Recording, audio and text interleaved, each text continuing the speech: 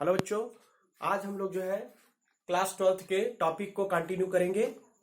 और इसके पहले जो है मैंने आपको electric potential due to group of charges के थ्रू मैंने आपको बताया था।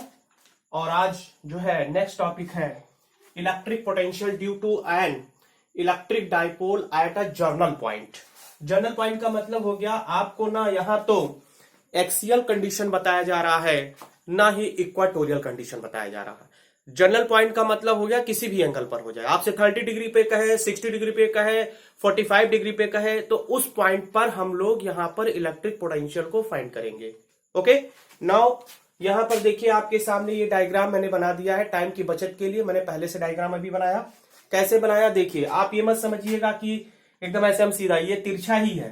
तिरछा है, तिरछा का मतलब हुआ कि एक पार्टिकुलर एंगल पर है। ये यहां पर देखिए मैं एक्सप्लेन कर रहा हूं, ध्यान से सुनिए। यहां पर कोई डाइपोल एबी है, यहां पर कोई डाइपोल एबी है, इलेक्ट्रिक डाइपोल एबी है, जिसके बीच की डिस्टेंस कितनी है बच्चों? 2l है। डाइपोल के सेंटर ओ से थीटा एंगल पर, डाइपोल के सेंटर ओ से थीटा एंगल पर आर डिस्टेंस पर कोई पॉइंट पी है, जहां पर इस डाइपोल के कारण हमको इलेक्ट्रिक पोटेंशियल फाइंड आउट करना है। तो हमने क्या किया, डाइपोल के टर्मिनल को यहां पर मिला दिया। तो पॉइंट ए से पी की डिस्टेंस r1 कंसीडर कर लिया और पॉइंट बी से पी की डिस्टेंस r2 कंसीडर कर लिया। ओके, और बी से ए पी पर हमने परपेंडिकुलर ड्रा कर दिया। ध्यान से सुनिए क्या कहा, बी से ए पी पर हमने परपेंडिकुलर ड्रा कर दिया। ठीक है, और ये जो रिमेनिंग हमारा जो डिस्टेंस हो जाएगा, जब ये दोनों एक दूसरे के पैरेलल हो गए, देखिए यहां पे ये वैल्यू R2 यहां हो गया, A से P तक का R1 हो गया, तो आपका ये जो रिमेनिंग यहां पर डिस्टेंस कितना बचेगा? R1 माइनस R2, यानी R1 से R2 को माइनस कर दिए, रिमेनिंग वाला पार्ट यहां पे बच जाएगा। अब हम लोग बच्चों यहां पे फाइंड करेंगे इलेक्ट्रिक पोटेंशियल। क्या फाइंड करेंगे? ध्यान से देखिए, हम लोग फाइंड करेंगे electric potential due to -q charge. देखिए यहां से, यहां देखिए इलेक्ट्रिक, अभी कोई भी नोट नहीं करेगा, electric potential due to point -q charge. तो इसको बेटा V1 कर लेते, V1 equal to 1/4 pi epsilon naught minus q/r1। Any problem? ऐसा मैंने क्यों किया? बोलिए, ऐसा मैंने क्यों किया? मैंने इसलिए किया क्योंकि ये हमने फार्मूला पहली बार कौन सा लगाया? फार्मूला हमने पॉइंट चार्ज का फार्मूला लगाया, electric potential due to point charge, जो कि पीछे मैंने आपको डेरिवेशन कराया, जिसका फार्मूला क्या था? V1 equal to 1/4 pi epsilon naught q/r था। क्योंकि यहाँ पे -q है, -q चार्ज से हम यहाँ पे इलेक्ट्रिक पोटेंशियल पॉइंट P पे निकाल रहे हैं, इसलिए हम लोग यहाँ पर V1 ले लेंगे। V1 equal to 1/4 pi epsilon naught minus q/r1। ये बच्चों आपका हो गया इक्वेशन नंबर क्या बना लेंगे? फर्स्ट। उसके बाद हम किसके कारण निकालेंगे? +q के कारण निकालेंगे। उसके बाद यहां लिखेंगे इलेक्ट्रिक, ध्यान दीजिए, electric potential due to point +q charge, q charge, electric potential due to q charge, point की जगह नहीं बल्कि ड्यू टू लगाएंगे, due to -q charge, point की जरूरत नहीं, -q चार्ज, और यहां भी पॉइंट नहीं लगाएंगे, यहां पर भी लिखेंगे +q charge, due two plus, point का कोई मतलब नहीं है, ये अभी नहीं ले रहे हैं ना इसीलिए।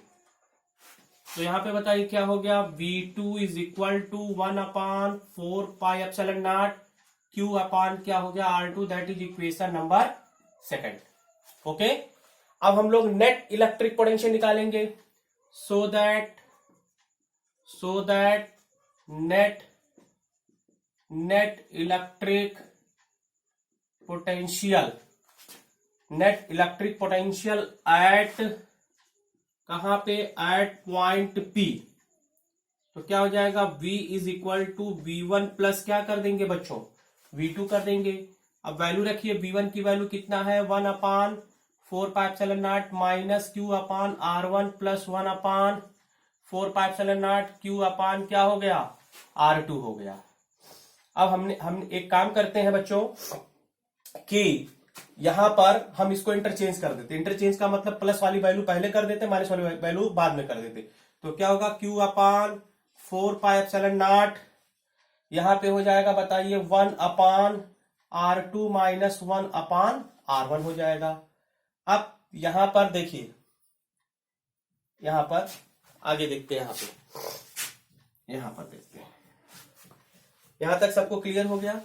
Q अपान 4πε0 कॉमन ले लिया, 1/R2 माइनस क्या हो गया 1/R2, यानी प्लस वाला टर्म पहले कर दिया, नेगेटिव वाला टर्म बाद में कर दिया। अब इसका एलसीएम ले लेते हैं बच्चों, तो क्या होगा Q अपान 4πε0, एलसीएम हमने क्या लिया R1 R2 एलसीएम लिया, यहां से R2 खत्म होकर के क्या आ जाएगा बच्चों R1, और माइनस यहां पे क्या आ जाएगा R2 आ जाएगा, R1 माइनस क्या हो जाएगा R2 हो जाएगा। इतनी बात क्लियर हो गया आपको, ये समझिए बहुत ही इजी मेथड बताया जा रहा है। इससे भी कॉम्प्लिकेटेड मेथड बनता है, लेकिन मैं आपको इजी मेथड बता रहा हूं। और सुनो, पॉइंट P पर ऑलवेज या अवे फ्रॉम डाइपोल, इफ, यहां लिखेंगे language, if the point P lies है, कहां है, away from dipole, lies away from क्या है, डाइपोल हो गया, दूर है यहां पर है, देन क्या होगा, अभी इसके आगे मैं बताता हूं देन क्या होगा। तो एक काम करिए, पहले हेडिंग डालिए, डायग्राम बनाइए, मैं स्टेटमेंट बोल रहा हूं उसको लिखेंगे तब इसको करेंगे, ठीक है। हेडिंग हो गया, डायग्राम पॉज करके बनाइए, मैं स्टेटमेंट बोल रहा हूं, लिखिए consider N electric dipole, consider N electric dipole consisting of two TWO2 point charges minus Q and plus Q are separated by distance 2L, are separated by distance 2L। Line change लिखिए, to determine the potential,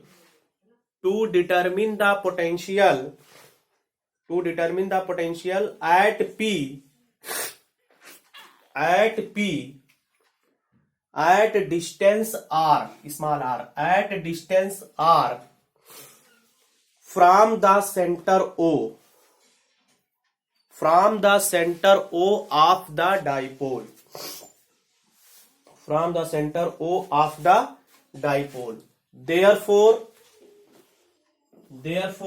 comma लगाइए, line change, ये पूरा note करिए, यहां से start करिए यहां तक खत्म करिए, पॉज करके फट से नोट करो, ओके।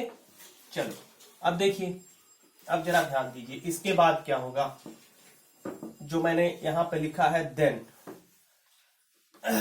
देखिए अब देन के बाद क्या होगा कि बच्चों जो यहां पे R1 जो माइनस आपका R2 है, R1 माइनस R2 जो होगा अप्रोक्सीमेटली इक्वल टू क्या होगा, AB cos थीटा, क्या होगा AB cos थीटा, और ये AB cos थीटा जो होगा, AB यानी 2L, और यहां से क्या होगा cos थीटा हो गया, AB माने क्या हो गया 2L, और यहां से क्या हो गया cos थीटा हो गया, and R1 R2 approximately equal to R के बराबर हो जाएंगे, क्योंकि इनके बीच का जो मल्टीप्लीकेशन है R1 R2 ये बहुत ही स्मॉल है, डिस्टेंस उनके बीच का स्मॉल, इनका प्रोडक्ट जो होगा R और R मिलकर के क्या होगा R स्क्वायर हो जाएगा। तो so that V equal to 1/4πε0 Q, इधर आइए R1 माइनस R2 की वैल्यू कितना हो गया, ये हो गया 2L cos थीटा अपान, और R मिलकर के क्या हो गया R स्क्वायर हो गया। अब जरा इसको समझो ये कैसे हो गया, अब देखो बच्चों, ये देखिए हमारा एक तरीके से अगर हम इसको ए बी और ये पी है तो ये सी पॉइंट मान लेते, जहां पे मिला है ये पॉइंट कैसा है, सी पॉइंट हो गया। ये हमारा कैसा है, ट्राइंगल है, राइट ट्राइंगल है, या 90 डिग्री हो गया तो राइट ट्राइंगल हो गया। इस राइट ट्राइंगल में आप क्या करिए, कॉस थीटा लीजिए। तो कॉस थीटा इक्वल टू क्या होता है, कॉस थीटा इक्वल टू क्या होता है, बेस अपॉन हाइपोटेनियस होता है। तो बेस हम लोग का देखिए यहां पर, अगर इसमें बेस ये हो गया, एंगल हो गया, ये हो गया बेस हो गया, और ये हाइपोटेनियस हो गया, ये परपेंडिकुलर हो जाएगा। ठीक है, तो बेस अपॉन हाइपोटेनियस ले लेंगे। तो यहां पर बेस अपॉन हाइपोटेनियस क्रॉस जब मल्टीप्लाई करोगे तो ए बी कॉस थीटा आ जाएगा। ये पूरा आपका क्या हो जाएगा, ए बी, और ये यानी कॉस थीटा एंगल के फॉर्म में है, यानी थीटा ये अप्रॉक्सीमेटली जो होते हैं यहाँ पे एंगल, ये बराबर, ये एंगल लगभग बराबर माने जाते हैं। तो जिसके कारण यहाँ पे कॉस थीटा आ जाएगा, और आपका क्या होगा, ये 2l कॉस थीटा हो जाएगा। R1 R2 का जो प्रोडक्ट होगा, यानी यहाँ पर जो आया है एलसीएम लेने पर जो प्रोडक्ट होगा वो अप्रॉक्सीमेटली R के बराबर ले लेंगे, यानी R और R मिलकर के क्या हो गया, R स्क्वायर हो गया। आई बात समझे।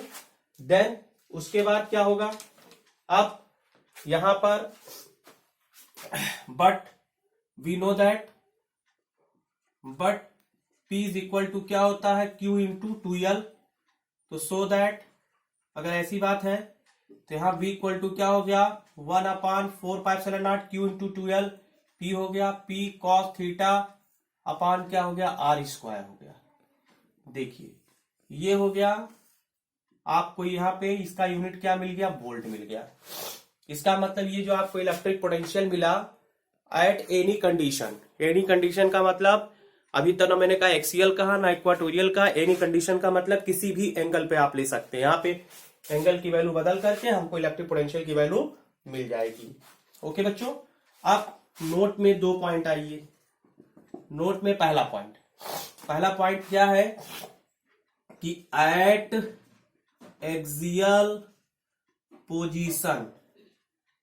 पोजीशन पर थीटा की वैल्यू 0 डिग्री होगा, और हमको पता है कि कॉस 0 डिग्री वैल्यू 1 होता है। मतलब एक्सियल पोजीशन क्या, अगर ये पॉइंट P इधर आ जाए, B से इधर राइट हैंड साइड आ जाए, चाहे A के इधर लेफ्ट हैंड साइड आ जाए, तो यही हमारा क्या कहलाता है, एक्सियल पोजीशन कहलाता है। P B की तरफ इधर आ जाए R डिस्टेंस पर, या A से इधर आ जाए R डिस्टेंस पर, तो हमारा एक्सियल पोजीशन कहलाता है। तो यहाँ पे 0 रख दिया, तो इसका मतलब इलेक्ट्रिक पोटेंशियल कितना हुआ, 1/4πε0 P अपान क्या हो गया, R स्क्वायर हो गया। देखिए एक्सियल पोजीशन पर इलेक्ट्रिक पोटेंशियल की वैल्यू हमको मिल गई। ठीक है बच्चों, दूसरा ये नोट में, दूसरा पॉइंट नोट में क्या है, दूसरा पॉइंट कि एट इक्वाटोरियल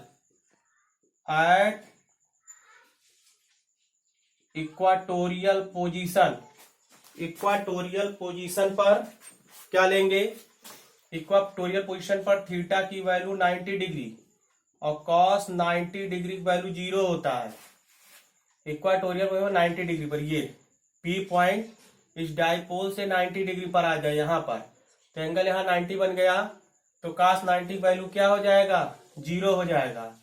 तो 0 हो गया तो इलेक्ट्रिक पोटेंशियल की वैल्यू भी क्या हो जाएगा, 0 हो गया।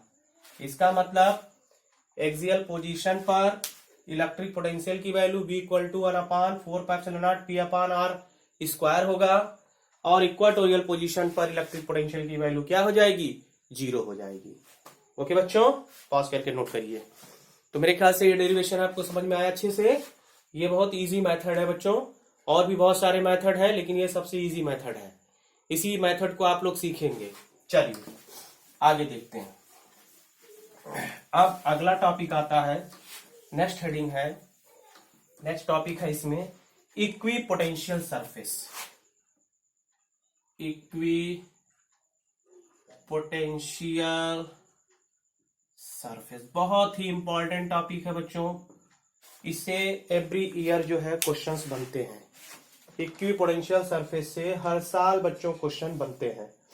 देखिए इक्वी पोटेंशियल सरफेस क्या है, देखिए इसके टर्म से पता चला। इक्वी मतलब सेम, पोटेंशियल मतलब पोटेंशियल, सरफेस मतलब सरफेस, यानी एक ऐसा सरफेस जहां पर एवरी पॉइंट पर पोटेंशियल की वैल्यू क्या होती है, सेम होती है। हर जगह पोटेंशियल की वैल्यू क्या होती है, सेम होती है। उसे हम लोग क्या बोलते हैं, इक्विपोटेंशियल सरफेस कहते हैं। मान लीजिए हमारा जो बोर्ड है, ये जो व्हाइट बोर्ड है, इसको एक सरफेस मान लीजिए। तो इस सरफेस को अगर आपने मान लिया तो हर जगह एवरी पॉइंट पर, यहां हो गया, यहां यहां यहां यहां यहां यहां, एवरी पॉइंट पर जो है हमको पोटेंशियल की वैल्यू क्या होगी, सेम मिलेगी। अगर मान लीजिए 2 वोल्ट यहां है तो 2 वोल्ट यहां, 2 वोल्ट यहां, 2 वोल्ट यहां, एवरी पॉइंट पर 2 वोल्ट मिल रहा है। तो ऐसा जो सरफेस कहलाएगा उसे इक्विपोटेंशियल सरफेस कहते हैं। बहुत दिमाग में फीड कर लीजिए जो मैं कह रहा हूं। तो हेडिंग है इक्विपोटेंशियल सरफेस, स्टेटमेंट लिखिए। लेकिन any surface over which, heading लिखिए, any surface over which the electric potential is same, the electric potential is same, electric potential is same everywhere, electric potential is same everywhere, is called an equipotential surface, is called an equipotential surface, is called an equipotential surface। ठीक है बच्चों, इतनी बात clear हो गई आप लोगों को, ठीक है। और अब आइए अगला हेडिंग लिखिए, प्रॉपर्टीज ऑफ इक्विपोटेंशियल सरफेस। क्या है प्रॉपर्टीज, प्रॉपर्टीज ऑफ इलेक्ट्रिक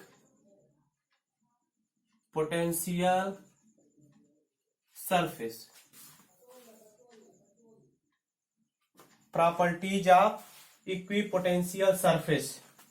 पहला यहां पर ध्यान से सुनिए, इसकी प्रॉपर्टीज बोर्ड में लिखने के लिए आता है, इक्विपोटेंशियल सरफेस को ड्रा करने के लिए आता है। To draw the equipotential surface due to point charge, due to line charge, इस तरीके से पूछ लेता है। ध्यान से समझेंगे। पहली प्रॉपर्टीज क्या है इक्विपोटेंशियल सरफेस की? पहली प्रॉपर्टीज होती है कि नो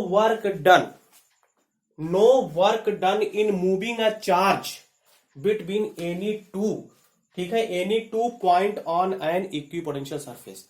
जब मैंने अभी आपको बताया कि हर एक पॉइंट पर पोटेंशियल की वैल्यू सेम होती है, तो बच्चों मैंने आपको एक फार्मूला बताया था, delta V equal to W upon Q0 बताया था ना।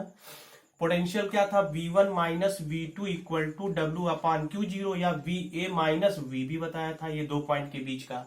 अगर मैं ये दोनों बराबर हो गए, इक्विपोटेंशियल में बराबर हो जाएंगे। जब बराबर होंगे, जब क्रॉस मल्टीप्लाई करोगे तो क्या आ जाएगा, W की वैल्यू क्या आ जाएगी, 0 आ जाएगी। इसका मतलब इक्विपोटेंशियल सरफेस पर अगर कोई चार्ज मूव कर रहा है तो उसके द्वारा जो वर्क होगा वो क्या होगा, 0 होगा। फर्स्ट पॉइंट लिखिए, no work is done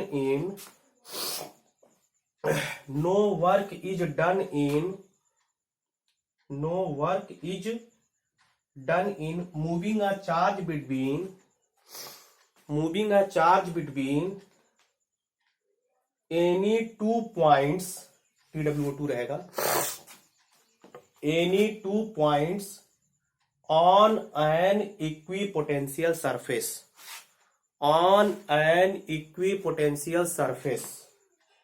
because the potential difference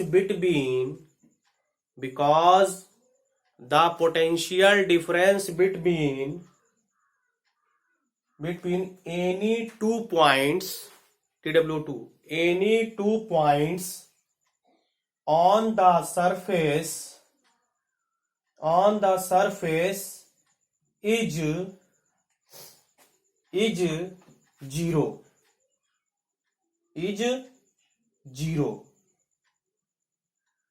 0, okay बच्चों। अब अगली प्रॉपर्टीज क्या है, ये समझ में आया आपको? 2 पॉइंट, पहला पॉइंट। दूसरा पॉइंट क्या है कि जो इलेक्ट्रिक लाइन ऑफ फोर्सेस हैं, electric line of forces equi potential surface के हमेशा राइट एंगल पर जाती हैं, राइट एंगल पर जाती हैं। मान लो ये स्फेरिकल है, इक्वी पोटेंशियल सरफेस है, स्फेरिकल है, तो यहां से हमेशा क्या होंगी, राइट एंगल पर वहां से प्रोपोगेट होती हैं, वहां से निकलती हैं। कारण क्योंकि इनका जो पोटेंशियल ग्रेडियंट है equal to minus DV by D R, इसको बोलते हैं potential gradient.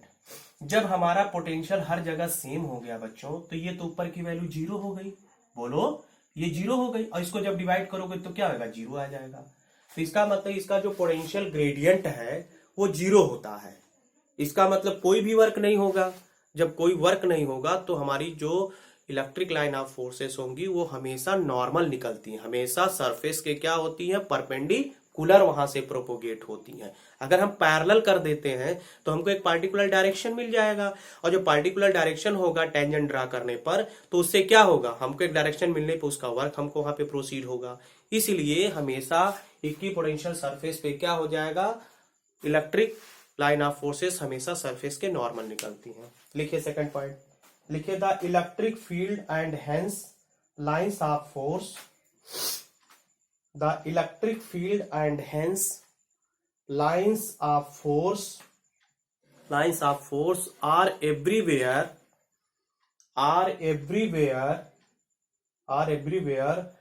at right angles to the equipotential surface, right angles to the equipotential surface, because there is no potential gradient, because there is no potential gradient along any direction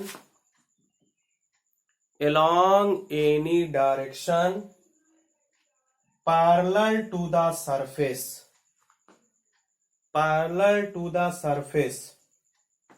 and so no electric field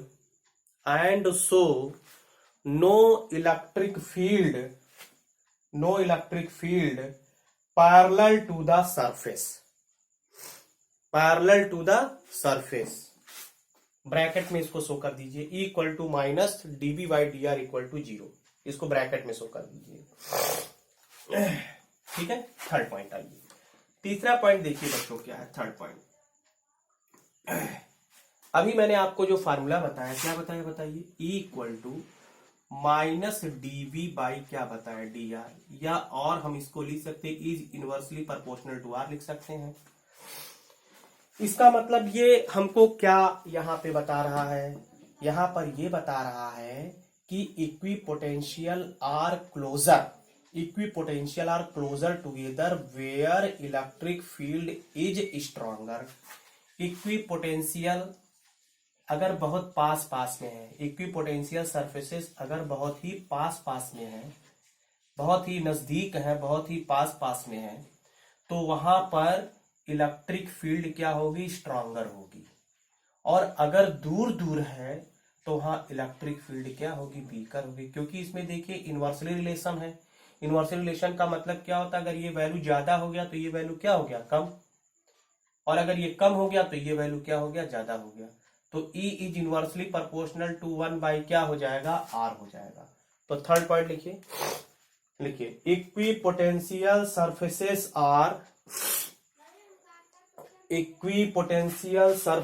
are closer together, equipotential surfaces are closer together where the electric field is stronger. The electric field is stronger and further apart, दूर and further apart where the field is weaker. ये आप इसको note कर लीजिए, इसको show कर लीजिए। अगला पॉइंट देखिए, फोर्थ पॉइंट। थ्योरेटिकल पार्ट है। फोर्थ पॉइंट देखिए, फोर्थ पॉइंट ये है कि मैंने आपको पीछे भी बताया था, यहां भी बता रहा हूं, बस उसे वहां इलेक्ट्रिक लाइन ऑफ फोर्स की प्रॉपर्टी है, इक्विपोटेंशियल सरफेस की प्रॉपर्टी है कि two equipotential surfaces are can not intersect to each other, एक दूसरे को इंटरसेक्ट नहीं करती हैं। एट व्हाट सो डू, अगर ऐसा होता है, देयर आर द टू क्या नाम है, tangent draw at the same point, two tangent draw at the same point which are impossible. मतलब कि दो इक्विपोटेंशियल सरफेस कभी भी एक दूसरे को इंटरसेक्ट यानी एक दूसरे को नहीं काटती हैं। अगर काटती हैं तो at intersection point we draw the two tangent at the same point which is impossible. एक ही पॉइंट से दो टेंजेंट को हम ड्रा नहीं कर सकते हैं, नहीं तो टू डायरेक्शन को वहां पे रिप्रेजेंट करेगा, जो कि क्या होगा, इम्पॉसिबल हो जाएगा। तो लिखिए फोर्थ पॉइंट, लिखिए नो, एनो नो, कॉमा लगाइए, two TW2 equipotential surfaces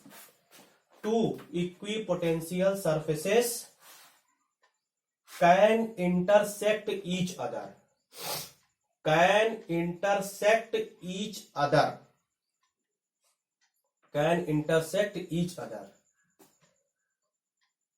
comma if two TW2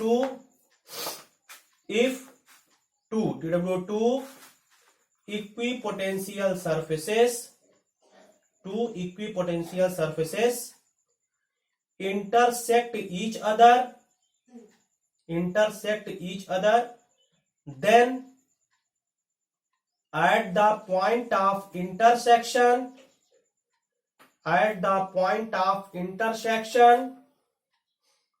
there will be two TW2 directions of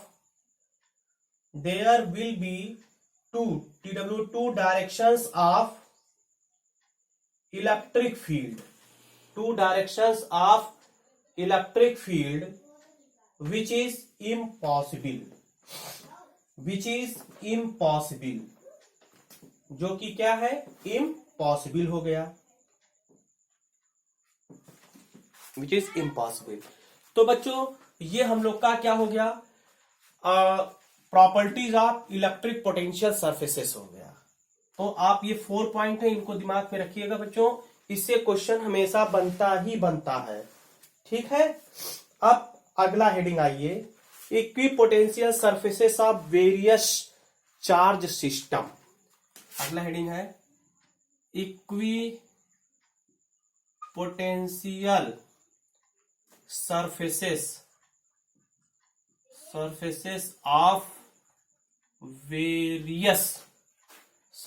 of क्या है, various charge system,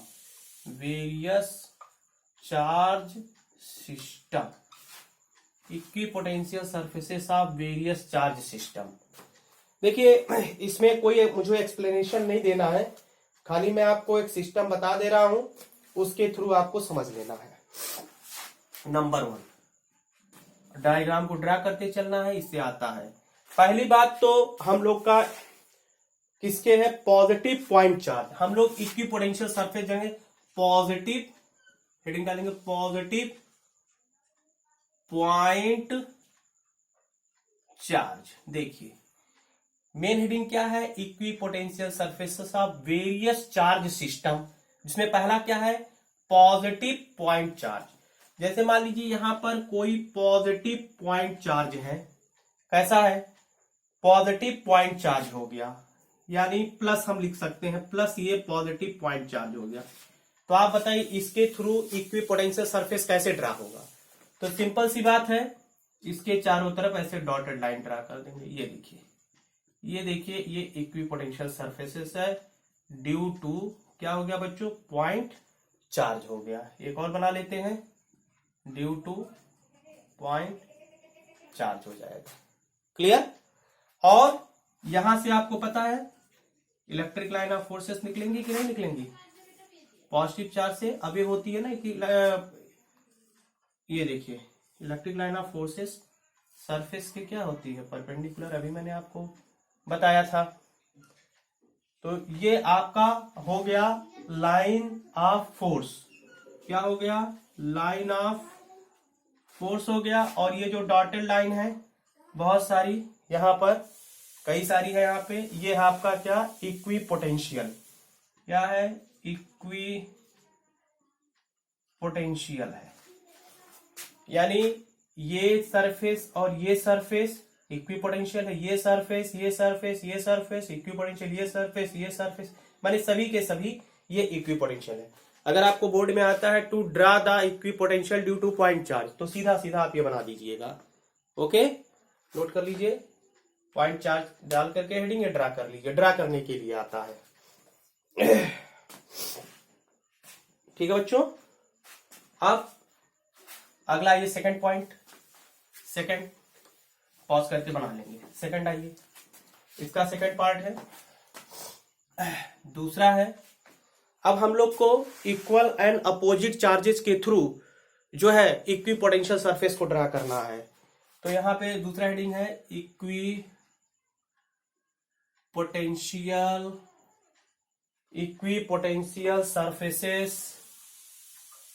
surfaces of two equal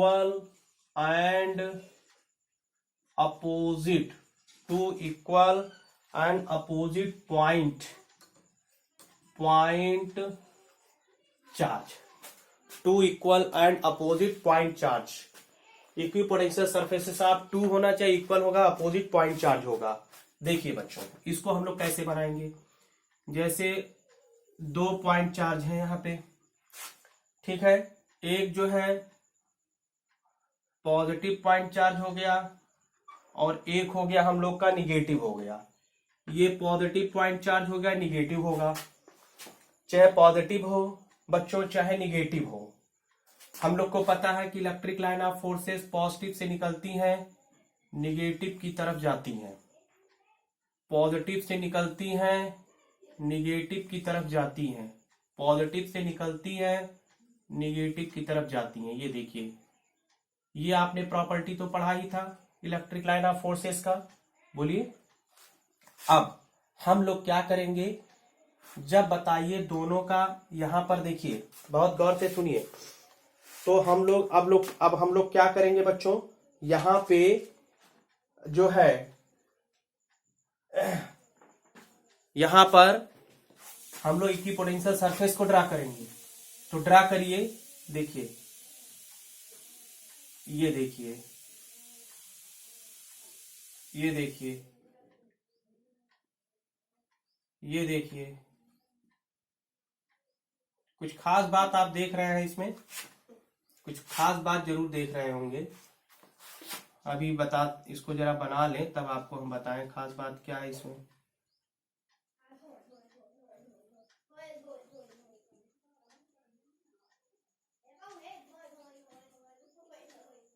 ठीक है, और इसका मतलब यहां से इलेक्ट्रिक लाइन ऑफ फोर्सेस निकल रही हैं, ये देखिए, और बहुत सारी निकल रही हैं, यहां पर इनवर्ड हो रही हैं, पॉजिटिव से इनवर्ड हो रही है, यानी पॉजिटिव से आ रही हैं। तो ये हमारा बताइए इक्वी पोटेंशियल सरफेस हुआ, ये भी इक्वी पोटेंशियल सरफेस हुआ। क्लियर? अब इसमें सबसे खास बात आप क्या देख रहे हो बच्चों?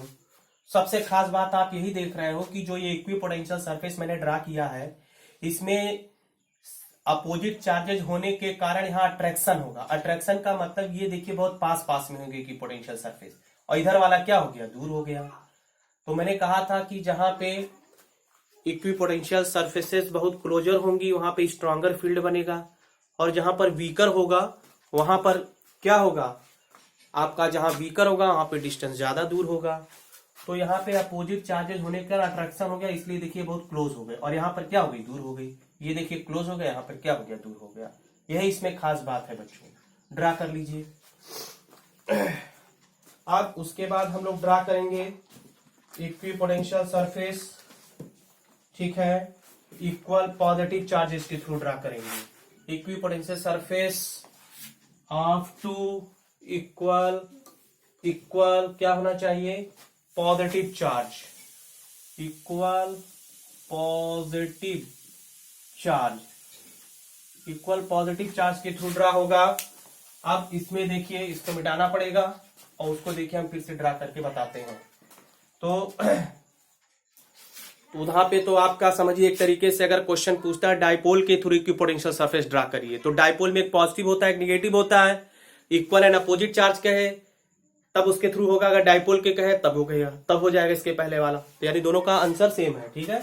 तीसरा क्या है, equipotential, third point, equipotential surfaces of two equal positive charge.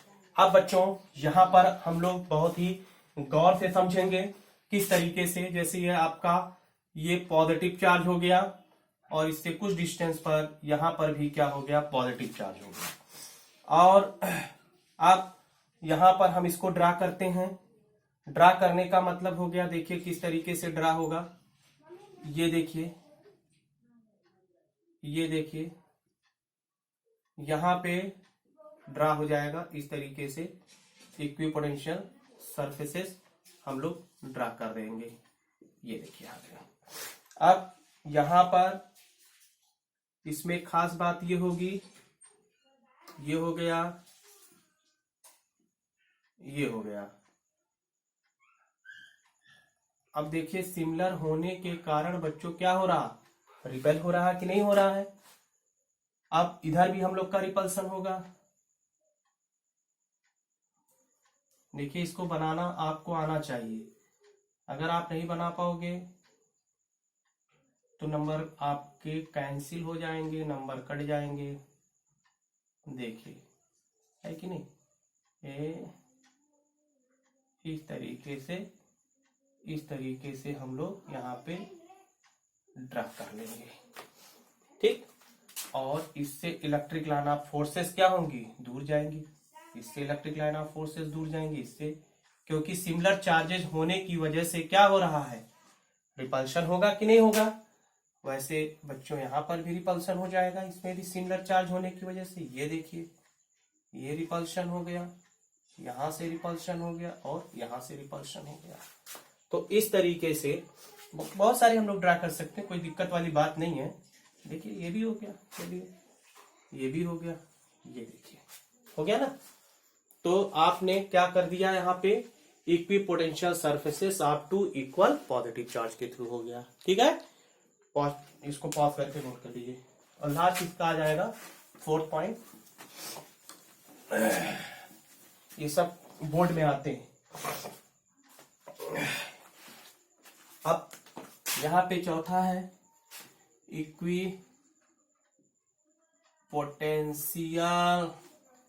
Equipotential surfaces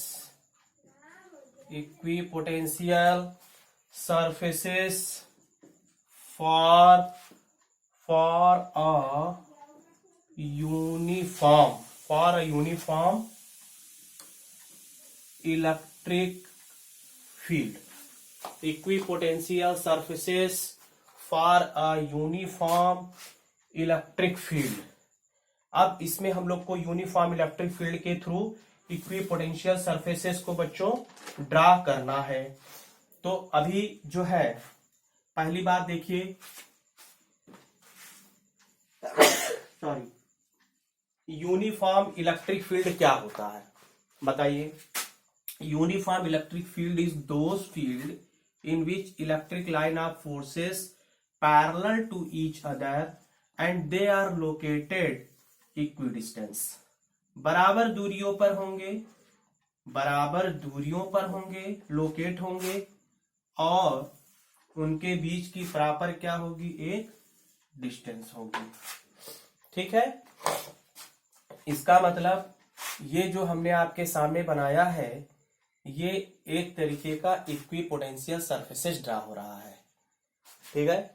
ये बच्चों ये जो नीचे यहाँ पे डिस्टेंस आप देख रहे हो बढ़ नहीं रहा, वो मतलब थोड़ा सा कैमरे का अलाइनमेंट है, बोर्ड का अलाइनमेंट थोड़ा सा डिस्टर्ब है, ये बराबर डिस्टेंस पर रखिएगा, ठीक है। अब यहाँ पर हम लोग इक्विपोटेंशियल सरफेस ड्रा करेंगे।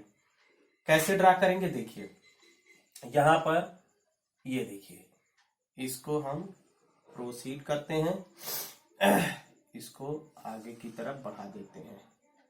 ठीक है, आगे भी कर सकते हैं इसको, और आगे भी कर सकते हैं, यहाँ भी कर सकते हैं। जैसे यहाँ पे निकला, ये आप इसको यहाँ पर मिला दीजिए। ये देखिए, तो ये आपका इक्वी पोटेंशियल क्या हो जाएगा, सरफेसेस हो जाएगा बच्चों। ठीक है, क्या हो जाएगा, इक्वी पोटेंशियल सरफेसेस हो जाएगा। तो इसमें हम लोग क्या करेंगे, इलेक्ट्रिक लाइन ऑफ फोर्सेस आपकी जा ही रही हैं। कैसी हैं, इलेक्ट्रिक लाइन ऑफ फोर्सेस जा रही हैं, तो बीच बीच में हम लोग इसको थोड़ा सा मिटा देंगे। मिटाने का मतलब है कि ये इसको इस तरीके से यहाँ पे, ये देखिए, क्योंकि ये सरफेस ऐसे है, जब ऐसे होगा तो ये पीछे वाला क्या हो जाएगा, ढक जाएगा ना, इसी वजह से। इसमें थोड़ा सा डायग्राम ज्यादा है आपका। ये देखिए, ये इक्विपोटेंशियल सरफेस हो गया आपका। ऐसे 2-3 बना लेंगे हम लोग। ठीक है, इसको अगर और हम आगे तरफ प्रोसीड करें तो आपका देखिए ये बन जाएगा एक और।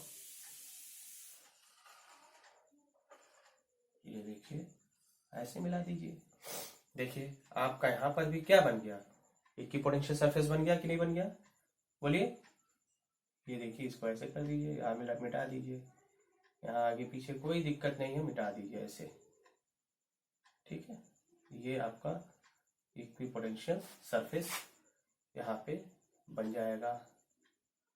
क्लियर, यहाँ पर भी आपका इक्विपोटेंशियल सरफेस इस तरीके से प्रोसीड हो जाएगा। इसका लेंथ बराबर बनाइएगा बच्चों। अब भाई थोड़ा सा हाथ सेट नहीं हो पा रहा, ये और ये दोनों बराबर जैसे है वैसे बनेंगे। ठीक है, एक और बना लेंगे इसी पे, एक और हम लोग प्रोसीड कर लेते हैं। आप लोग स्केल से सही ढंग से बनाइए। ठीक है, ये देखिए, इसको यहाँ पर मिला दीजिए। अब यहाँ पर क्या हो जाएगा, इक्विपोटेंशियल सरफेस हम लोग यहाँ पे इस तरीके से, अब इस तरीके से हम लोग का यहाँ पर भी इक्विपोटेंशियल सरफेस बच्चों ड्रा हो जाएगा। ठीक है, इसमें थोड़ा सा बारीकियों को ध्यान देना है, बस ज्यादा टाइम वेस्ट नहीं करेंगे। हो गया हम लोग का। ये देखिए, तो इस तरीके से हम लोग का इलेक्ट्रिक लाइन ऑफ फोर्सेस यानी इक्वी यहाँ पर जो है uniform electric line of forces है। Uniform electric line of forces के थ्रू इक्विपोटेंशियल सरफेस इस तरीके से ड्रा होगा। ये बराबर अमाउंट में बनाइएगा। ठीक है, बराबर डिस्टेंस पे बराबर स्केल से मेजर करके आपको बनाइएगा। तो हम लोग का ये आपका ये जो सरफेस हो गया पूरा का पूरा, ये जो सरफेस हो गया, ये क्या हो गया, ये हम लोग का हो गया इक्विपोटेंशियल सरफेस। क्या हो गया बच्चों, इक्विपोटेंशियल सरफेस हो गया। ठीक है, ये इक्विपोटेंशियल सरफेस हो गया। तो बस आज के लिए इतना ही, और आप नोट्स बनाते रहिए। ओके, धन्यवाद। इस वीडियो को देखने के लिए पुनः धन्यवाद।